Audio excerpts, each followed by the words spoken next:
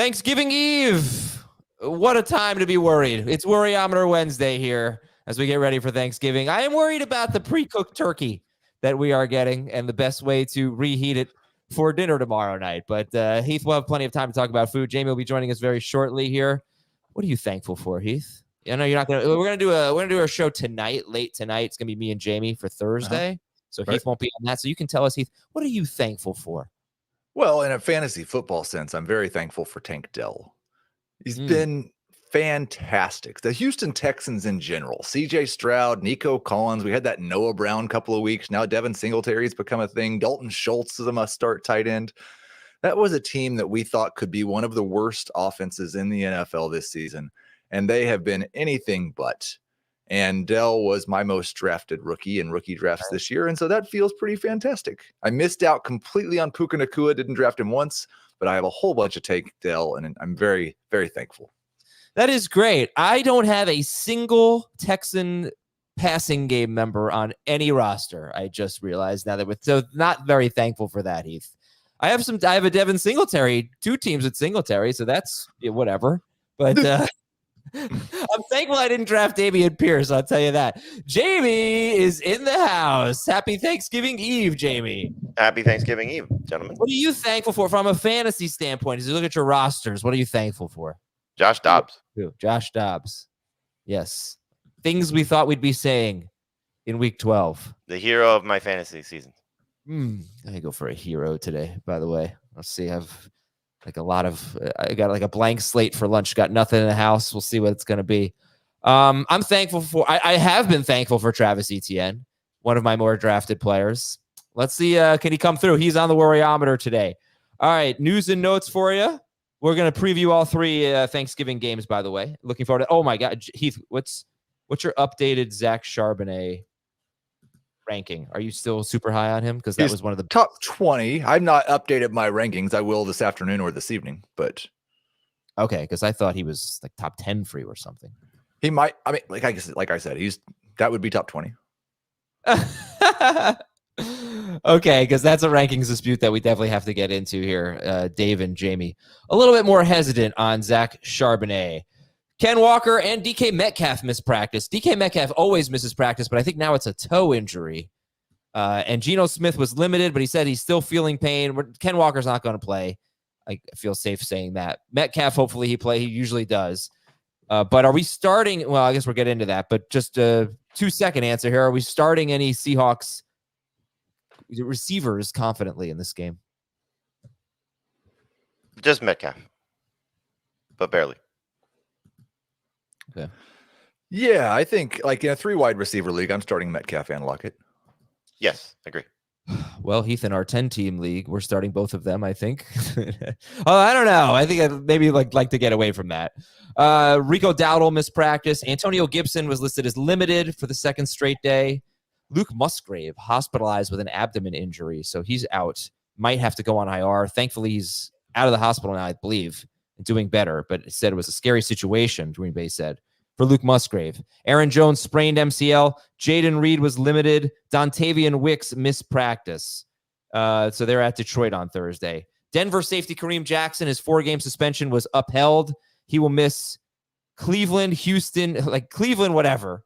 Then look at the passing games he's going to miss after that. Kareem Jackson for Denver, Houston, Chargers, Detroit, all on the road. Denver has been so good against the pass. Even the 2 games that he missed, they were very good against the pass. One of them, Patrick Mahomes, had the flu. The other was against the Bills. Michael Thomas is on IR. Still plenty of time to pick up Rashid Shaheed. And in deeper leagues, A.T. Perry. Running back Savon Ahmed for the Dolphins. He is out for the season. Still time to pick up Jeff Wilson. You guys have any thoughts on whether or not Devon Achane is going to play this week, Friday? I don't think we know. I don't know if Mike McDaniel knows based on what he said. So at this point, I would anticipate, even if he plays, not starting him in your fantasy team. Oh, sad. The Rams waived Darrell Henderson. Royce Freeman is 26% rostered if you want to pick him up. That was weird. What? Yeah, it was. Does that makes you think that Kyron's going to be their passing downs back?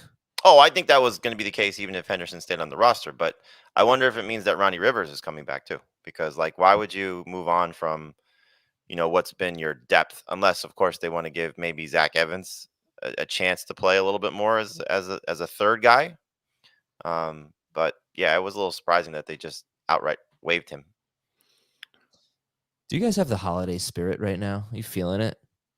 Yeah. No. Very, very thankful. Me either. Well, no, I'm thankful, but I'm not, That is the holiday spirit right now. You know, the mood that you're in, it's like, oh yeah, holiday, fun, family, relaxing. I don't think that we're not going to be relaxing. Well, we don't. How long have you worked in this job? The last part we're not going to be doing, but that should be fun and family at the very least. I don't know. You know, that like right now we should be having that feeling that we get on Friday afternoon when we're about to start our weekend. But I don't know if anyone's feeling that. I'm certainly not. Again, how long have you done this job? I know. I don't know what you're talking about, really. Thanksgiving is, yeah, it's not exactly, it's not so fun. The thing that's great and frustrating about this job, obviously the great part is, we get to talk football all the time. The frustrating part is like this time of year when, and like this week in particular, is when people are making travel plans or, as you said, weekend plans on Wednesday. It's like, yeah, no. But that's not what I thought you were going to say. I thought you were going to say the frustrating part is this week when we've got a condensed work week and the kids are home from school. Because yeah. Running around, the house is a little bit busier than it normally is. Yes. This week. Yep. Yeah. Thankfully my kids are in school, but yeah. Josh Downs, he has this knee injury, and according to Nate Atkins of the Indianapolis Star, it's been going on since OTAs. So I hope he's healthy coming off the bye week, but it's a lingering knee issue for Josh Downs. They get Tampa Bay this week. We want to definitely start people against Tampa Bay. The Colts released Shaq Leonard, once upon a time the arguably best linebacker in football. And Jets left tackle Mekhi Becton is out 1 to 2 weeks with an ankle injury. And you can follow all of the action this weekend and on Thursday and on Friday on the CBS Sports app. All right, you've got your bets in. It's time to follow the action. The best way to do that is on the CBS Sports app. Lightning fast live scoring for all major sports. You can track your favorite teams or just individual games that you have an interest in with the click of a button. I get my breaking news alerts on the CBS Sports app, and you can watch live sports and stay on top of all the latest updates. It is totally free on iPhone, on Android, whatever you're using. It's the easiest way to keep your finger on the pulse of every game that matters. Before we get into the worryometer, make a Thanksgiving meal. You have to give me 2 appetizers, 1 main course, and 1 dessert. What are we having? Turkey, mashed potatoes, sweet potatoes, and apple pie. Turkey, mashed potatoes. Just a big old plate, half of it turkey, half of it mashed potatoes. All right, how about like, what if you had to actually follow the rules? Because you can have more good things. My wife makes a delicious cranberry sauce, so I will all natural, real cranberry sauce. So I'll go with that next to the turkey and mashed potatoes. Okay. And then I don't know. I like all the pies, especially the Thanksgiving pies. Pumpkin pie is fantastic. Pecan pie is delicious. So I'll take pumpkin. It's Thanksgiving. Yeah, I should have gone pumpkin too. That's a good call. Pumpkin pie. Okay, fine. Pumpkin pie. But is cranberry sauce a side? Isn't that kind of like calling gravy a side? No. You eat cranberry sauce just by itself. You don't put it on things. Well, the way she makes it, yes. Okay. Yeah. Well, I've never really had. Is yours in the shape of a can sitting on the? Just shake it out. We never really had cranberry sauce. Maybe we did. It was never really a big part of our Thanksgiving, and again, it hasn't been up here in New York either. So I'm pretty much out on cranberry sauce. All right, for me, it's going to be a ham, obviously. Got to have the corn souffle. Corn soufflazer, you can call me. Big thing for me. I really like the green bean casserole. Going with that. And yeah, a good green bean casserole. You know who's not in the holiday spirit? Anybody who's listening. Definition of Thanksgiving right here. No, but my wife makes it. It's so good. It's got mushrooms in it. It's got cheese in it. Like there's nothing healthy about it at all. It's not like a healthy dish here. It's loaded with good stuff. But the mashed mushrooms are healthy. Yeah, but it's not just eating green beans. It's got a lot of good stuff in there. And how about like an Oreo pie? Can we do that? Okay. Sure. We're gonna have to have a pie. The closest thing you said to something delicious. Can we? What holiday are you eating these things all together for? Tomorrow. I don't know about the dessert, but the other stuff. It's like the Pilgrims planned it. Yeah, exactly. All right, it's Worryometer Wednesday. Don't be worried about me. I'll be fine. Michael C. is worried about Joe Mixon and Garrett Wilson. 0 to 10 on the Worryometer for Joe Mixon. Let's start with him. He's barely in my top 24 this week. I'm nervous. Yeah, I guess I'm trying to do this relative to what he's been so far. So like a 5.5 or a 6. Yeah. I gave the stat when the news broke about Joe Burrow, but he scored 1 touchdown in the first 6 games of the season before the bye. That was with Joe Burrow just not really being that good, right? Dealing with the injury. And he scored 4 since then. So I think you could call it coincidence, but I think you could call it clearly a better Joe Burrow was just better for everyone. So yeah, we're worried for sure. How about Garrett Wilson? 0 to 10 on the Worryometer, coming off a bad game after 4 straight really productive games. Again, nervous. I just don't know how much worse Tim Boyle is than Zach Wilson. So like, is he going from, oh, this was at least somewhat safe and you can feel confident, to this is somewhat safe and feel confident? Like I don't know what the drop off is. It's probably a drop off, but how significant that I don't think really anything changes, to be honest. Yeah, 5. Okay. Ashley Cooper has Stephon Diggs on the Worryometer. Should I look to trade him before the deadline for a player or players who are past their bye already? That is the thing. He does have a bye next week. But what's your Worryometer on Stephon Diggs? 0 this week. Yep. Philadelphia. 0 rest of the season for me. Yeah. He does have Kansas City and Dallas after the bye. Kansas City just keeps shutting down number ones. But all right, not concerned. What we're seeing from Diggs is much lower route depth, much lower ADOT. Josh Allen not throwing the ball downfield as much. And but we're also seeing him facing the Broncos and the Jets the last 2 weeks. And those are very tough matchups. All right. From Horse Racing Community, Worryometer on Adam Azer's Thanksgiving dinner ham. I wish I were having ham. It's just so superior. So you're not having a ham at all? No. So Jamie, he has a pre-cooked turkey being delivered today. No, we're picking it up. Okay, picking it up, and then he's going to reheat it tomorrow, and he's not figured out how. So Jamie needed the context for what the Worryometer is. Gotcha. Yeah, it's not 8, up to me to figure out how. How would you reheat it? Are you hosting? Yeah. How many people? 4 other people. Very small. 4 other people. So 4 other people are going to be eating at McDonald's tomorrow.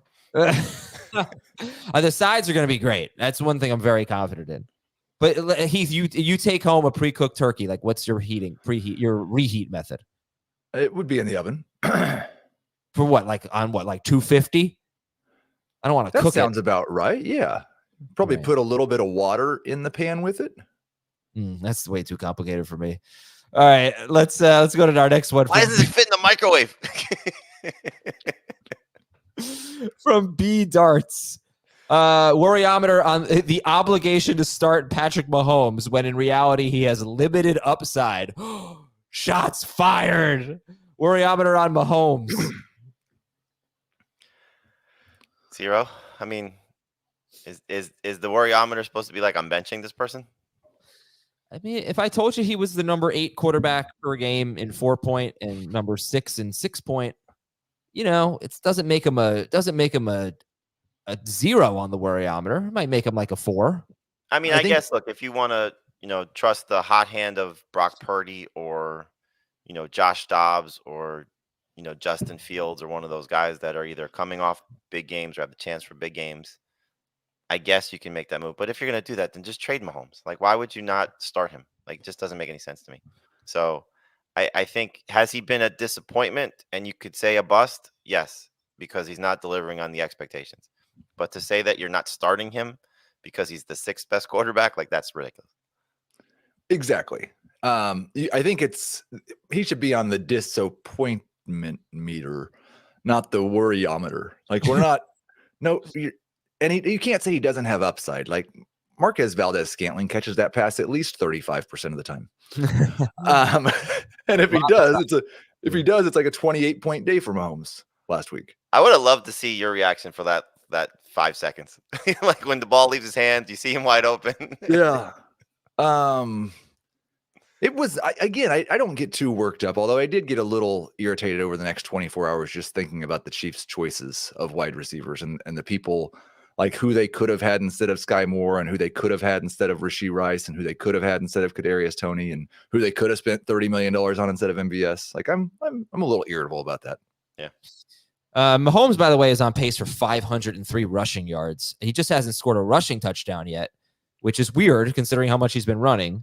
So, yeah, I do get that whole thing about the obligation to start Mahomes. I mean, you could easily make a case for Dobbs over Mahomes this week. But you would have had to make a roster move at some point to pick up another quarterback. And really, aside from the bye week. So let's just say you picked up Dobbs. Would you start Dobbs this week? 2 weeks ago. I wouldn't. But, yeah, I mean, I know he's playing the Bears, but Mahomes is at Vegas. Vegas has been a lot better. It could be 40 points. It'd surprise nobody. For 40 points for Mahomes? Yeah. Yeah, I mean, let me just tell you the 3 quarterbacks who have had good games against the Raiders. Josh Allen had 28 points, Herbert 24, Tua 21. Jordan Love scored 4 points, Jared Goff scored 14 points. You know, they haven't actually had that bad of a pass defense. All right, anyway, Scott is worried about Jalen Waddle. 0 to 10 on the worryometer for Waddle. 7. Worried for this week, not necessarily worried long term, but worried. I'm worried for this week and for the fantasy playoffs. Right. This week and the 3 fantasy playoff weeks for Waddle are all bottom 5 matchups. Jets twice, Dallas and Baltimore. In between that, you've got Washington, which is 30th against receivers, and Tennessee, which is 27th. Sorry. It's just weird. I can't really figure out what's going on with Jalen Waddle. He's just not making the big plays. But at this point, he has 3 games this year with more than 12.4 PPR fantasy points. At this point last year, he had 6. He just had like a ton of big games, and that was with Tua missing some time last year. It's just he didn't weird. have a lot of big games when Tua wasn't there. Correct. What I'm saying is he had the big games last year, even though Tua missed some time. So he was so much better last year than he was this year. I think it's a couple things. One, it's that he's left or been limited in 2 or 3 different games this season. 2, like he led the NFL at 18.1 yards per reception and averaged 11.6 yards per target last year. We knew there was a little bit of regression coming. We didn't know between that and the rookie year where he was less than 10 yards per catch where he was going to settle, but he wasn't going to do what he did last year. I also think just in terms of the schedule coming up, they have been better at home than on the road. And so that's something I think you got to hope that really for Tua, because if Tua is going to play well, then you got to hope that it's going to lead into both Waddle and Tyreek playing well. Plus Tyreek's having a record breaking historical season. That's taking away from Waddle too. Yep. All right. This is from Ryan. Worryometer on starting Devontae Adams against the Chiefs. They just shut down AJ Brown, Tyreek Hill, and Keenan Allen in the last month. Yeah, he's outside my top 24 too. Just another week of being concerned. And look, you got the touchdown last week. The targets have definitely been there for him. Those things are, he's definitely bounced back a little bit after what was, an awful stretch. But this could be ugly. It really could be, against what, this Chiefs defense and certainly their number 1 cornerback has been. He's currently just inside. I've got him just ahead of Waddle. But yeah, I'd put him at a 7 as well on the worryometer. That's specifically for this week for Adams, right? Yeah. Yes, but they also have a bye too coming up. This is from Liv But live evil pod. T. Higgins, worryometer. Is he even a roster-worthy player over Beckham, Reed, or Sutton? I would venture to guess that you see T. Higgins on your waiver wire, you're picking him up. So if you're dropping him, he's going to be added and still may make an impact for somebody else. We just don't know that Jake Browning is going to be a complete disaster, or is he going to at least keep those guys afloat? And you can point to various backup quarterbacks that have been disasters for their receivers. And so, if you want to hang your hat on that, I get it. But I unless you're in desperate need of a starter, so you need a Beckham or you need a Reed, I'm keeping Higgins on my team. I would like to. I do think within the context, if Cortland Sutton's available, like, is this a 10-team league? Because I think I'd rather have Cortland Sutton. Oh, I agree with that. Yes. This is from Pete Farmer. Worryometer on Derrick Henry. I mean, this is the week, right? This is the week where he's got to take advantage of this matchup, and I think he will. So should you be worried? Absolutely. It's been a disaster, but you've said it time and time again, Adam. When they've been in favorable game scripts, he's been good, and certainly gotten the work. When they've been in terrible game scripts and losing, he's been awful. And if this is a terrible game script, I'd be shocked. So hopefully this is the Derrick Henry week, and if your trade deadline hasn't passed yet, and you can still flip him after this week, then I would do so. Yeah, so that's Derrick Henry. In the last 2 games, he's been terrible. They lost by 14 points at Tampa Bay. They lost by 20 points at Jacksonville. And those 2 teams, by the way, are both top 8 in yards per carry allowed to running backs, as in they are among the 8 best. They actually have very good run defenses. So I think that's something you have to look at. He gets Houston twice and in the playoffs. Houston allows the second fewest yards per carry to running backs in the NFL. And they're good, they're going to score a lot of points. So usually Derrick Henry against Houston is the best matchup for any player against any team in fantasy. He destroys them, but facing them in weeks 15 and 17 might lose you your fantasy league. He might be terrible. I don't know if you guys feel the same way, but it's like bad game script and against a good run defense. Scares me. Tough to trust. Yep. Like I said, if you can get through this week and you still have not passed your trade deadline, then trade him. I don't want to say for anything you get, but trade him after this week. But this should be a good week for him. I mean, we said it with Tony Pollard too. Should be a good week for Pollard. The Panthers just give away fantasy points. Yeah. Most touchdowns allowed to the position. I don't know if they're still number 2, but they're certainly top 2 in fantasy points allowed to running backs. So they're second. Yep. So it should be a layup. It really should be. All right. Heath, we'll go to you on this one. OJ Weber, worryometer on Marquise Brown. Pretty worried. I think it's over a 5, like a 6 or a 7. I was fine with ignoring the first week of no target volume for Marquise Brown. The second week, I'm a little bit more concerned. I still think, like, if you've got a 3 wide receiver league and you're starting him, that I understand that, but he's not a must-start player this week. And finally, worryometer on Travis Etienne. A few people wanted this one here. Oh, I got a lot to say about this. What's your worryometer on Etienne? 0. Okay. Again, who's he facing this week? Houston, game of the week. Heath, you might want to lower everyone in the rankings. I already sang the song yesterday. It's the game of the week. Sorry. That's disappointing, but I'm not lowering him in the rankings because of it. I'll just eat it. Okay, and they are second best in yards per carry allowed to running backs. They've allowed 1 run of more than 20 yards this year. But what really surprised me is you think of Travis Etienne, super explosive player, and I kind of feel that way, but his advanced metrics are not good. 46 running backs have 60 or more carries. He's 32nd out of 46 in explosive run rate. He's 32nd in yards per carry. He's 36th in success rate. Also, he has only 2 carries inside the 5-yard line all year, but that's because the Jaguars pretty much never get there. But he did get a lot of explosive runs. That's because he was leading the NFL in carries, or he was second or something like that. So, and that's he's averaging 3.9 yards per carry. I just feel like he's had an overrated season, to be quite honest with you. But I'll take it. Me too, but I just look, the last 2 weeks have been really bad game scripts, a blowout loss and a blowout win, and they just haven't needed him. This will be an interesting week. Hope he's back.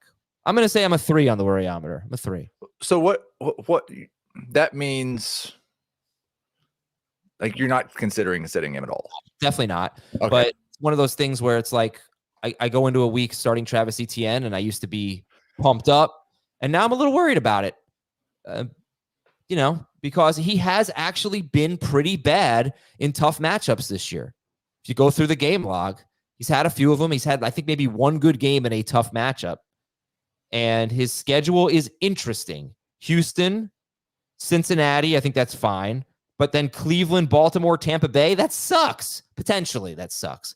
Honestly, Cleveland and Baltimore haven't been that good against the run. But they still have very good defenses. Tampa Bay is a very tough matchup. Then he finishes with Carolina. So I see reason to be concerned here. But no, I have no intention of sitting him at this point. All right, let's take a break. Let's preview the Thursday games. When we come back, we'll be right back on Fantasy Football Today. We can't wait for Thanksgiving Day in Dallas when the Commanders take on the Cowboys.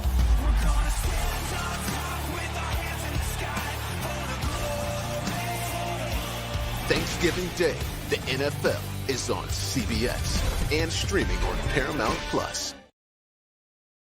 Yeah. Green Bay at Detroit. How do you guys feel about Detroit and Dallas always playing on Thanksgiving? It's tradition. It's fine. I like it. It. Green Bay at Detroit. Stat of the game.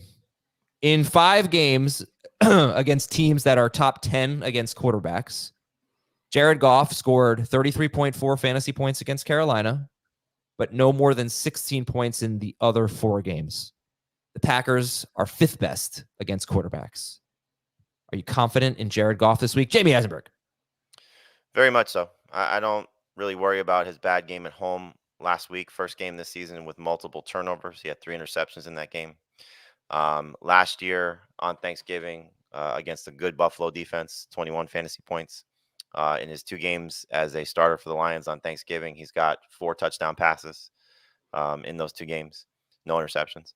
So I think he'll be in the 22 to 25 point range, which is kind of where he's lived at home for the majority of the season.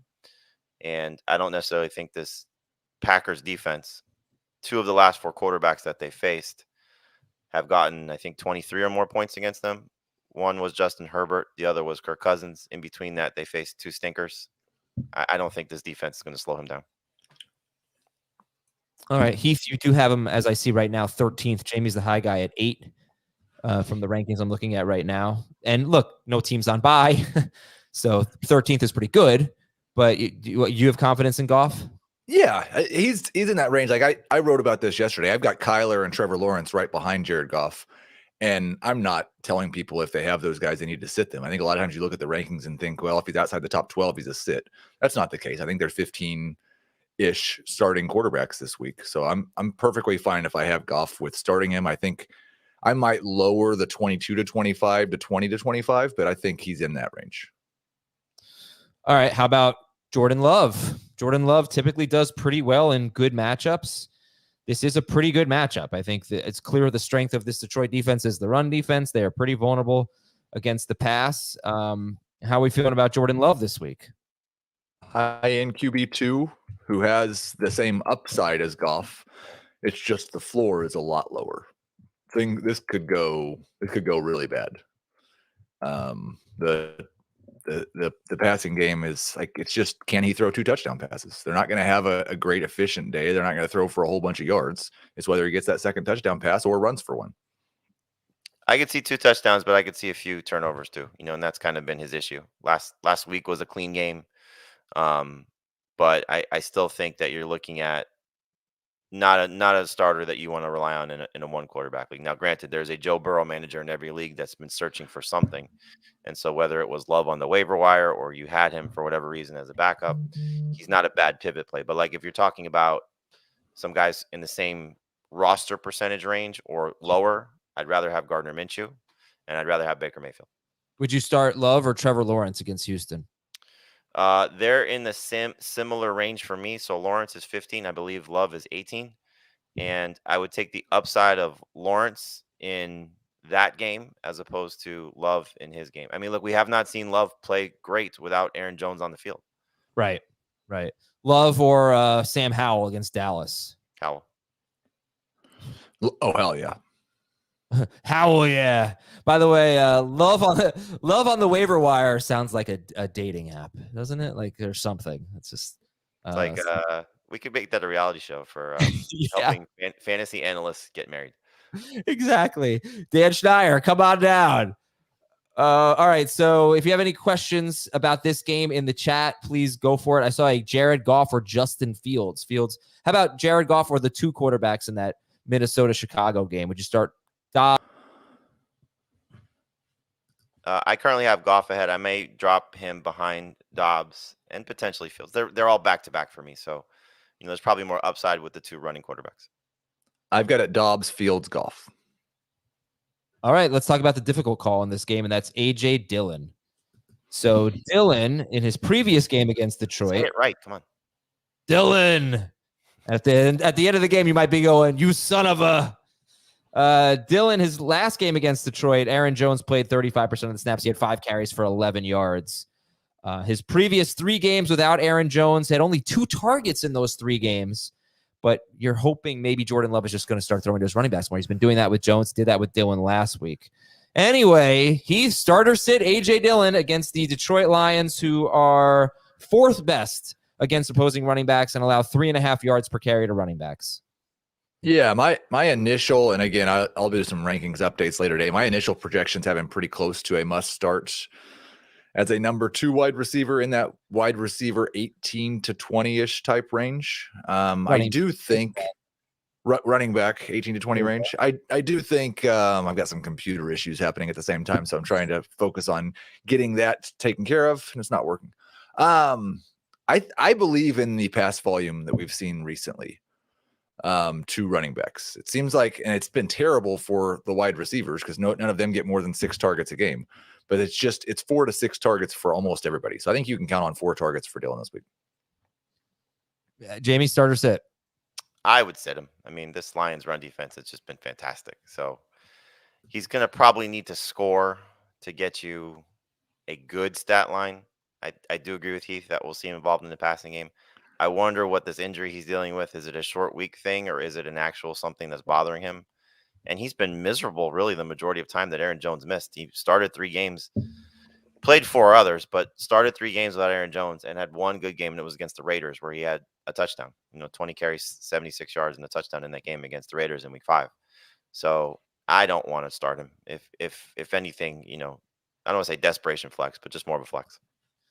In his last 5 games, he's averaging 4 yards per carry. There was a 40-yard run in there, which is good. I'm like, you can't just knock him for doing that. But if you take that out, he's averaging 3.3 yards per carry on every other run. And he's still like, this is really bad. In his last 5 games, 22.6%, 0 or negative run rate, like 0 yards or negative yards. That's really bad. So just a lot of empty carries for A.J. Dillon. Obviously, we're going to start Jahmyr Gibbs and David Montgomery over him. How do you feel, like, sum up how to feel about Gibbs and Montgomery this week against the Packers? Gibbs is my preferred Lions running back in both formats, but it's closer in non-PPR. Montgomery certainly has a better opportunity to score if you want to bank on that. But I think what they're doing with Gibbs right now is fantastic. Yeah, I would view in full PPR Gibbs as a top 12 running back. Montgomery is more of a top 18 type guy. And in non-PPR, I would put Montgomery just ahead of Gibbs, but they're both must starts in all formats. Yeah, the Packers may not have linebacker Devondre Campbell, which could hurt their run defense. I've got a question here from the chat. Montgomery, Bijan Robinson, and Tony Pollard in half PPR. Who are you sitting? Pollard. I'm sitting Bijan. Whoa, really? Yeah. That Saints defense is good. It's not that I don't like him. I just think these other guys have better matchups.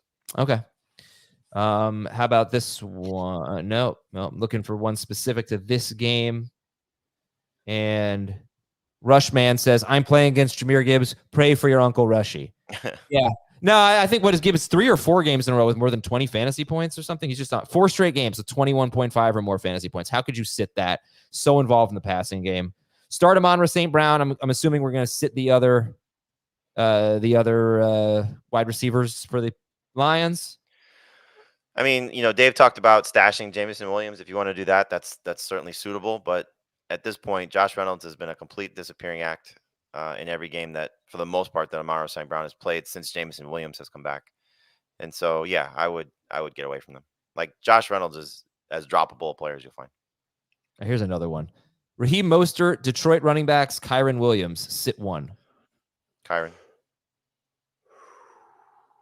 I think it's Kyron, and I think in full PPR, I'd probably sit Montgomery. All right. Sam Laporta, how much confidence do you have in him? Heath, you asked me to do some Azer statting for Laporta, what his targets look like when both Gibbs and Montgomery are healthy. I can get into that, but are you starting to downgrade Laporta? Who's moving ahead of him? Yeah, he's a low-end starter for me. I believe the tweet was from Jacob Sanderson. I believe it was 5 targets exactly for Laporta in every game that Montgomery and Gibbs have both been healthy.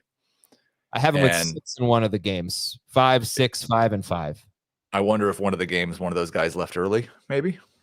But anyway, regardless, 5, 5, 6, and 5 is not the top 5 tight end that we'd kind of anointed him to be. And so he is not in my top 6 tight ends. He's behind McBride, Kincaid.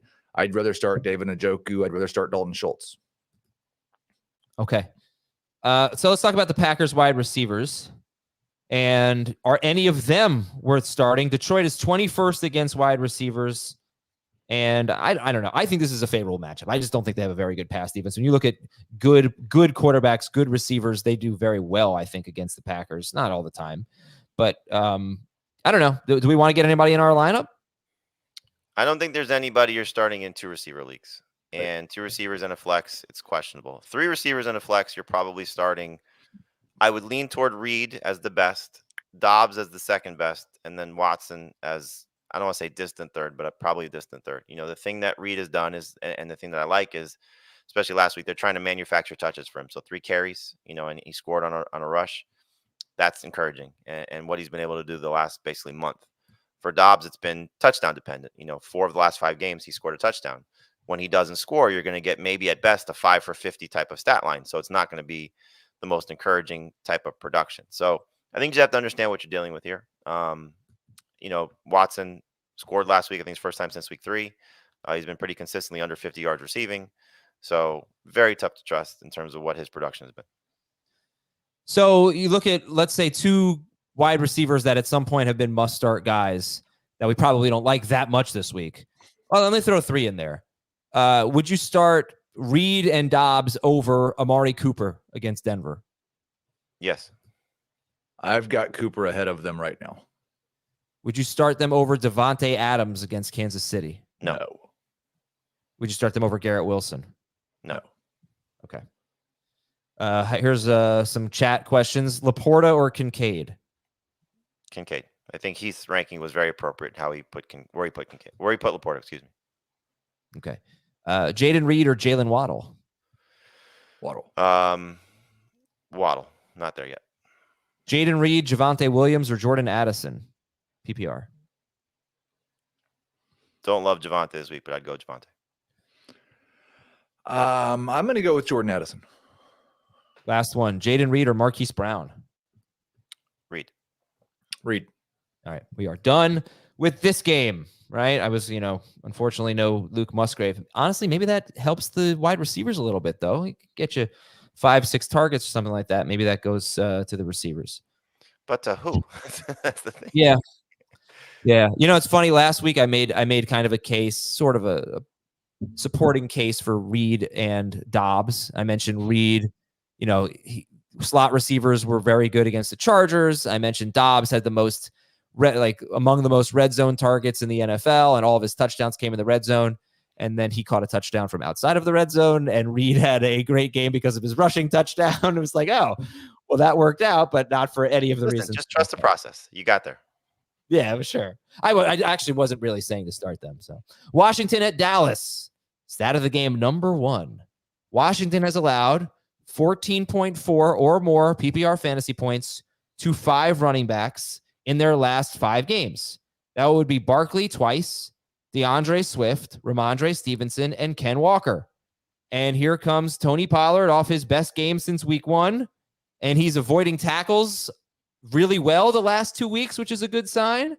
But how much confidence do we have? What did I call this stat of the game? Number one. I only have one stat of the game. How much confidence do we have in Tony Pollard this week? 9 out of 10. Yeah, I'm more like a 6. He's a low end number 2 running back. There's definitely blowout potential in this game, right? You see the spread, right? It's 11. And that's bad for Pollard. He gets 12 carries in every blowout. 12-ish. Maybe it's not bad if Rico Dowdle is hurt. Well, did Dowdle do anything last week? He did pop up on the injured report on Friday, if you recall. Yeah. And Pollard had 12 carries. He did have 4 catches at Carolina. All right. So would you start Ramondre Stevenson at the Giants or Tony Pollard against Washington? Pollard, but they're close. I've got Ramondre higher.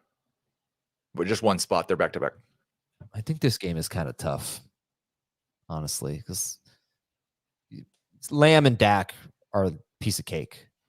Is anyone else a piece of cake or a piece of pie in this game? I'm not considering sitting Brian Robinson. What if Gibson plays? I think I'd still have him ahead of Pollard. I would not have him ahead of Pollard, but I would still start him. Yeah, I think it's easy to start him because then he's probably not game script dependent if Gibson is out, seeing all the catches. But if Gibson is in, we have seen that before, where when they lose, it could go really south for Brian Robinson. And Gibson's been limited in 2 straight practices, or listed as limited. Yeah, I mean, for the Cowboys, I'm starting, as you said, Lamb and Dak. I'm still starting Pollard. I'm not have any hesitations really. So Ferguson is still a low end starting tight end. He's behind Laporta, based on Heath's rankings. Again, I share similar sentiment. And Brandon Cooks, I think, is still a good number 3 receiver based on how the secondary has operated this season. So I don't say good, but a number 3 receiver you can hopefully rely on. I put him similar. So he's ranked similarly to the 2 Packers guys that we talked about, in Reed and Dobbs, and I would start him ahead of Amari Cooper. I was just about to say that. I'm going to do that in a league. Yeah, I don't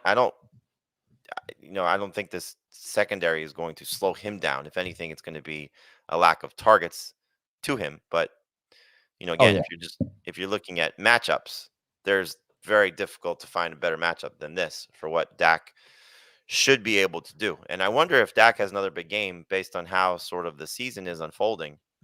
Is he putting himself in MVP consideration? I know it was such a bad start, but he's been so hot since week 7 that if the Cowboys somehow manage to, they're not going to catch the Eagles, so forget that. Never mind. Jalen Hurts is going to win the MVP, right? Is he having the best season though? Who is having a better season? He's awesome. He's having like an underappreciated season, I feel. He's clearly to me. Josh Allen's having a better season. Josh Allen just got his coach fired because he's throwing 100 interceptions. I can't give it to Josh Allen. Too many turnovers. Josh Allen's not even close to MVP. I'm just saying statistically he's having a better season. In what stat? He's having a better fantasy season. Barely. I mean, he's doing 4 yards. I mean, Hurts is much fewer turnovers, and I think anyway, and got all the rushing, got all the tush pushing. The thing is, like, Tyreek Hill and Christian McCaffrey should be in consideration for it, but I don't think they're having like that outstanding of seasons to not just get the Offensive Player of the Year award. Remember, like Cooper Kupp, how great he was in 2021. Yeah, and didn't get the MVP. It's typically quarterback award, so it's Hurts. Stroud would have to just stay. He might have hurt himself last week with the interceptions, but Stroud would have to probably win the division.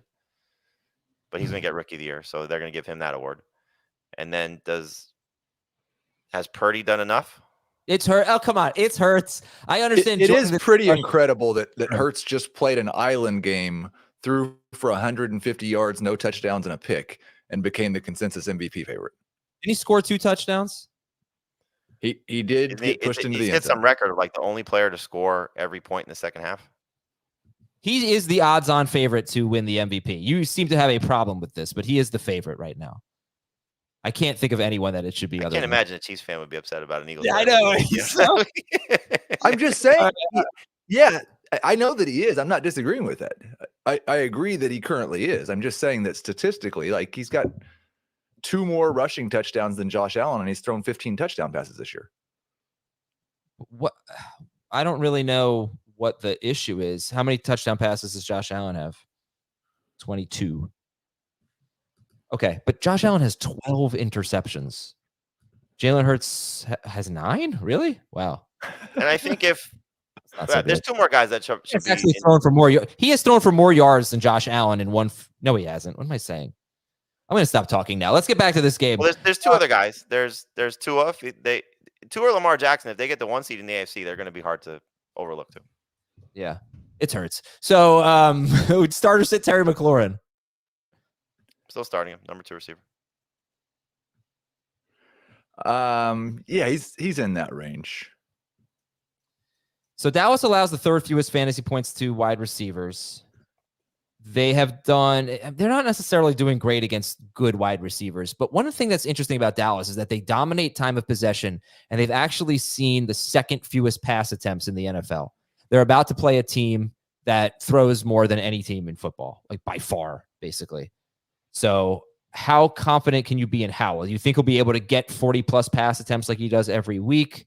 I looked at some of the games where he's played teams that don't give up that many pass attempts or don't see that many pass attempts, and he throws fewer passes in those games, not surprisingly.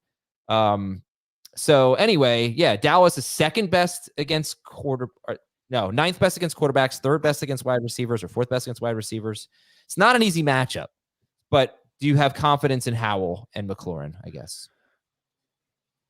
I'm not benching McLaurin because I've seen enough of what he's done this season to say that he's still worth starting as a number 2 receiver. And like you said, they've struggled with good receivers. They've clearly benefited from taking advantage of some of their schedule and how the opponents have gone.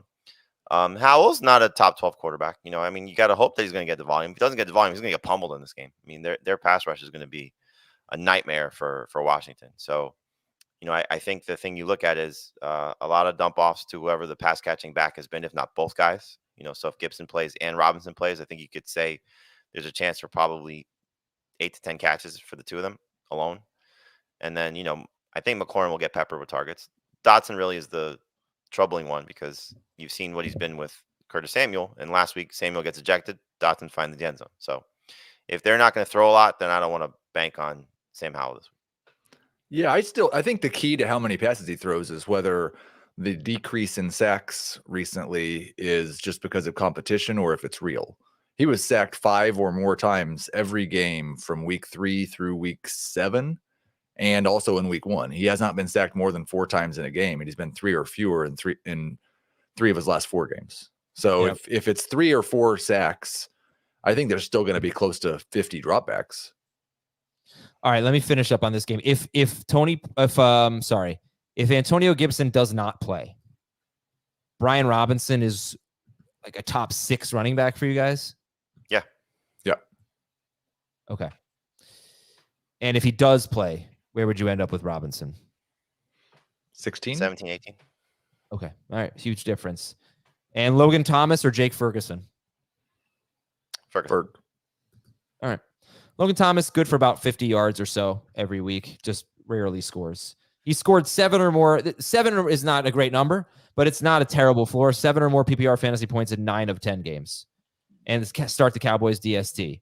All right, let's take a break. We have one more game. We got to talk about Zach Charbonnet. I was trying to get to your emails and fantasy cops. I have that in the rundown, so we'll see if we can get to that. But we'll come right back with Seattle at San Francisco on Fantasy Football Today.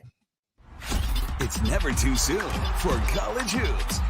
It's the Emerald Coast Classic on CBS Sports Network. All right, here's the stat of the game for you for Seattle at San Francisco. Number 1. I do have 2 this time. George Kittle has scored 20 or more PPR fantasy points in 3 straight games for the first time in his career. He is currently tight end 3 per game in PPR, and that would be 6 straight seasons. If he finishes that way, that would be 6 straight seasons as a top 3 tight end in PPR. It is unbelievable. He's doing it again. Stat of the game number 2. Seattle was really bad against the pass in the first 3 games of the season. Since week 4, though, they are giving up the 4th fewest passing yards per attempt. Only Baltimore, the Jets, and the Panthers are better. And since week 4, only Sam Howell has scored more than 17 fantasy points, and that includes Lamar Jackson and a gimpy Joe Burrow. So, Brock Purdy, starter sit. Must start quarterback. I'm starting him. Purdy or Goff? Purdy. Purdy. Okay, we like Purdy quite a bit. Zach Charbonnet. As I saw the rankings last night, Heath had him top 10, and Dave and Jamie, basically Dave and Jamie had him outside the top 24. So extremely different. Are we still feeling that way about Charbonnet? I've dropped him 3 or 4 spots. He'll be top 15 for me. I think he's going to touch the ball 20 plus times. It's a bad matchup, but the team he faced last week, the Rams, have given up fewer fantasy points to running backs this season than the 49ers have. And he scored 12 and a half PPR fantasy points without a touchdown. So I think he's going to get 20 touches. I think he's going to score you 12 points. And if he scores a touchdown, he's going to score you 18 to 20. I don't see him scoring. I don't think this is going to necessarily be. I don't really look at necessarily what the production against this team has been, because Greenlaw's missed some time. Their run defense I don't think is played up to its level, but you have a banged up Geno Smith right now. And what is going to be the second running back here and the role that player will play? Will DJ Dallas take away the passing down work from Charbonnet? Will Kenny McIntosh take away the passing down work from Charbonnet? If he's losing the passing down work, which could be the case, then he could be awful. So I think he's a good flex, but must start, no. Yeah, it's a key. He really needs to catch some passes. Seahawks, I mentioned this yesterday, 7th or 8th fewest targets to running backs this year, but more so lately. I'm also really nervous about the Seattle wide receivers because I just don't know what to expect from Geno Smith. I mean, he could be just horrible in this game. Coming in with I think it's a triceps injury. I know it was said. They're listing his elbow. He's complaining more about the tricep. Right. So, losing their starting all-pro safety, the 49ers, that's definitely a big deal. But this is a team that doesn't really get beat deep a lot. And all right, how about this? McLaurin or a Seahawks wide receiver? McLaurin. I have the Seahawks higher. So you have them in their top 24, Heath? Yes. You're not concerned about Geno, or I'm a little bit concerned, but we just talked about Devontae Adams. We just talked about Jalen Waddle. We've kicked Marquise Brown all the way out of the top 36. Like, there's a lot of guys we've been ranking in the top 24 that we don't feel very good about this week. How about the Texans-Jaguars game? I know Tank Dell is going to be ahead of them, but how about Nico Collins, Calvin Ridley, Christian Kirk? How many of them are ahead of DK Metcalf? All of them. Dell and Collins for me. Okay. Because once after that, you start getting into like the Drake Londons of the world and the Demario Douglases and Deebo Samuel. Deebo Samuel's injured in this game. I mean, I'm assuming Ayuk is the highest ranked receiver in this game, but what about Deebo? How does Deebo measure up to the Seahawks receivers? I would start DK over Deebo in PPR, Deebo over DK in non-PPR. I believe he's got a pretty. I haven't got to this yet, but I believe he's got a pretty good history against the Seahawks. So I'm going to bank on that. Yeah, I go Ayuk, Metcalf, Deebo, Lockett. I would agree. Ayuk, Metcalf, Deebo, Lockett. Charbonnet versus all of the wide receivers in this game. How would you rank it? PPR? Yes. Ayuk, Metcalf, Deebo, Charbonnet. I'd put Charbonnet ahead of Deebo. You guys have any Charbonnet teams? Any tough decisions to make? I have him. I'm going to activate him most likely off of the taxi squad, right? I could do that, Heath, in our YOLO league. Yes, you're going to have to cut 3 players because you currently have 2 players more than you're supposed to. Well, I know Bosa was going on the IL, so that's why I picked up a defensive lineman. That happened already today, so I just haven't made the transaction yet, and I'm cutting Henderson. Just didn't do that yet. So yes, I'm going to activate Charbonnet, and maybe because we play 2 flexes there. 2 flex, double flex. So in those type of leagues, Well, I have him in a league where I have Kamara and Bijan, so definitely not starting Charbonnet. But then I have Mostert, and if Achan's going to play, I guess I'm probably going to start Mostert. But like Mostert doesn't catch any passes anymore. I suppose he could on any given week. So I'll just go Mostert. But I hate, like, I was sitting on Charbonnet and now I can't even put him in my lineup. It is really funny that, like, because for me, when I hear that group, the guy I'm not sure about is Bijan. I've got Mostert way ahead of Bijan. same. I've got think, Mostert like, ahead of Charbonnet and Charbonnet ahead of Bijan. Bijan Robinson had 22 carries last week or 2 weeks ago, last game. So I think the committee is, I'm hoping that the committee is basically over. But if we're just going on what they did their last game, like Jack Charbonnet's got 11 targets in his last 2 games. Oh, it's true. But he's facing the 49ers. I mean, the Saints are good. I just think Bijan is like, he's so good. And the Falcons have shown in the past they can run on anyone. So and plus I don't think they're going to, well, I mean, I guess they could get blown out, but I definitely think there's blowout potential in this Seahawks 49ers game with the way Geno Smith comes into the game. So I'm worried about the Seahawks maybe more than you guys are, but I'm really worried about them getting destroyed in this game. But even though it's at home. All right. Anyway, I'm looking forward to debating Bijan Robinson with Jamie on Friday. I think that's it for this game.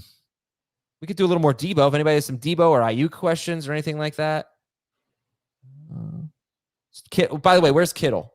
Is he ahead of Kittle or Schultz? Kittle. I have Kittle. Kittle's I 5th see. behind Kelsey, McBride, Hawkinson, Kincaid. Fields or Purdy this week? Oh, it says rest of season, but you can answer for this week. I have that in one league, and I'm just going to play the matchups weekly. But if it's just you have to decide on one, Fields has his bye next week, so I would go with Purdy. But I would start Fields this week. I would start Purdy. Purdy or Stroud? Stroud. Okay. Debo or Josh Downs, half PPR? Debo. Howell or Herbert? Herbert. Yeah, I've got Herbert higher. I'm worried, but they're back to back. Same. 12 and 13 for me. Okay. This one's a little relevant here. Start 2. Garrett Wilson, Zay Flowers, Gabe Davis, and JSN. Wilson and Flowers. Yeah. Guess what I'm doing this week? Just putting Gabe Davis back in the lineup. Is Gabe Davis going to have a good week, Magic 8 Ball? Ow, I just banged my finger on the desk. Magic 8 Ball says, chances aren't good. Oh. Magic 8 Ball has not been wrong about Gabe Davis yet, so maybe I need to reconsider. All right, that's it for our game previews. Obviously, we have a lot more games to get to, and we will do that tonight.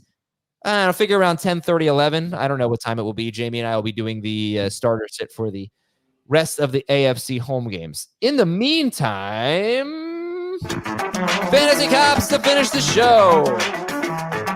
This is from Marco.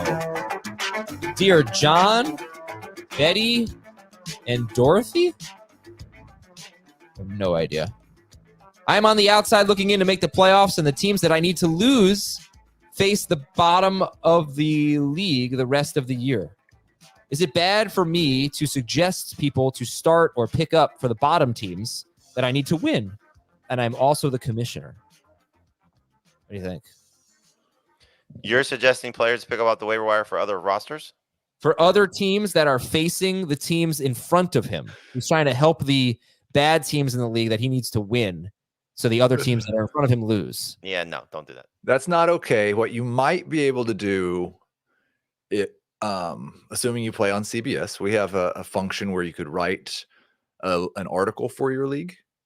And maybe you could say, I'm just trying to try something new. I thought I'd write a waiver wire article this week and just publish it for the whole league. And if the worst teams will have the first crack at those guys, but then you're telling everybody. Comment here from the chat. I agree. Damn y'all hating on green bean casserole. Haters. Thank you. No. I wasn't hating on green bean casserole. The fact that that's your first side or second side, that's what I was hating on. So good. It's Yeah, healthy. You went corn souffle and green bean casserole as opposed to mashed potatoes. Like that's wrong. If you had the corn soufflazer, you would know how good it is. Okay, but then replace green bean casserole with mashed potatoes. All right, fine. I'm not really a big, but not fine. I have don't like to, green bean casserole. Or we could say you're wrong with that. This is from Derek. Trade got accepted in my league between a husband and wife. The wife needs to win out to have a chance at the playoffs. The trade is the wife receives Tyreek Hill, Jalen Warren, Justin Fields, and Luke Musgrave. The husband receives George Kittle, Garrett Wilson, Derek Carr, and George Pickens. I call them out on the trade not being fair. Please help settle the dispute if the trade is fair or unfair and that the trade should be vetoed. Well, I mean, one guy's in the hospital, so that helps. Not anymore. Yeah, I mean, it's Tyreek Hill, Justin Fields are the headliners for one side. Garrett Wilson and George Kittle are the headliners for the other, but then Not vetoable. Yeah, it's not, right? No. But it's one of those like you just put on your radar because it's a husband-wife, because there's a situation where there's one team trying to help another team. Like it's questionable, but it's not vetoable. It's a bad trade, and if you want to lose friends, I think it's acceptable to kick them out of the league for collusion, but you can't veto it because that's not a thing. Yeah. All right. This is from Ben. That is a thing. I'm not gonna let you get away with You that. said yeah already. Yeah, We've got Thomas has already got the clip. I didn't think you were gonna say that. So this is from Ben. Just had a situation happen on the trade deadline, and I need your input. 2 players made a trade right before kickoff on Monday involving Travis Kelce and some other players that played on Sunday. Due to our platform setting and to make the commissioner's life easier, trades process immediately. Due to this, Kelce was moved off of the player's roster in a closely contested matchup on Monday, where both players are fighting for a playoff spot. Before the game, the manager reached out saying he didn't think that Kelce would be moved off the roster and he wanted him to play tonight. His opponent is stating that the platform processed the trade and he could still play Noah Gray to complete a roster. What say you, Fantasy Cops? Should Kelce stay on his original team's roster until Tuesday, or should he have stayed on that roster until Tuesday?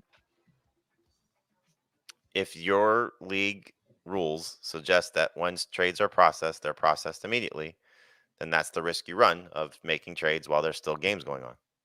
So did the guy who traded away the Sunday players lose the points that the got players scored on Sunday? No, I'm not getting that impression at all. I think it's a terrible answer from Jamie. I'm not going to lie.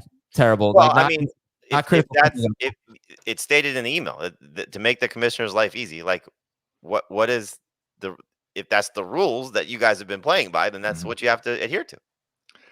Adam is the most heavy-handed commissioner I've ever played fantasy football with. And so I know that what he's going to do is say, if somebody says they didn't understand what was going to happen with the trade, then you should reverse the trade. That's exactly what I even replied to the email. That's exactly what I said. I know. Yeah. Yeah. I mean, you're going in every week in our Baked Burger Dynasty League and setting like 4 different teams lineups. Just basically altering the landscape of the entire league. Oh, you're setting lineups? Because he always has an illegal lineup. So I had Don't kick him out. Okay, fine. No, I'm not gonna No, seriously. It's very annoying. We've clearly shown that people will donate a lot of money to play in this league. So if he's not going to take it seriously, then kick him out. Yeah. I mean, he's. I'm not kidding. Come on, they're not kicking Dan Schneider out of the league. If he's not paying attention to it, and the commissioner has to take advantage, use your commissioner rights to set his lineup for him because he's not following the rules. Come on, that's ridiculous. Well, anyway, for this, I don't think this person should have lost Travis Kelce. That's really Dragon something. I can't say his last name. Just said he'll take his spot. How much would you donate, Dragon something? Oh my gosh. Yeah, we can't say his full name. Why not? Jamie is spicy today. Yeah. He's not in the holiday spirit. He's not in the holiday spirit at all. All right. So my commissioner ruling would be to reverse the trade. Your commissioner ruling would be what? Trade stands, fix the rules for next season. And Heath, break the tie. No, I think I would probably be with Adam on this one. One of the few instances, because I think it's very similar to when somebody like what happened last week in our Scott Fishbowl Kids League. Somebody apparently sent my son a trade 3 weeks ago for Jamar Chase. My son doesn't check it very often. He looked at it. He accepted the trade after Joe Burrow got hurt, and we had to reverse that trade because the person didn't actually want to make the trade under those circumstances. Right.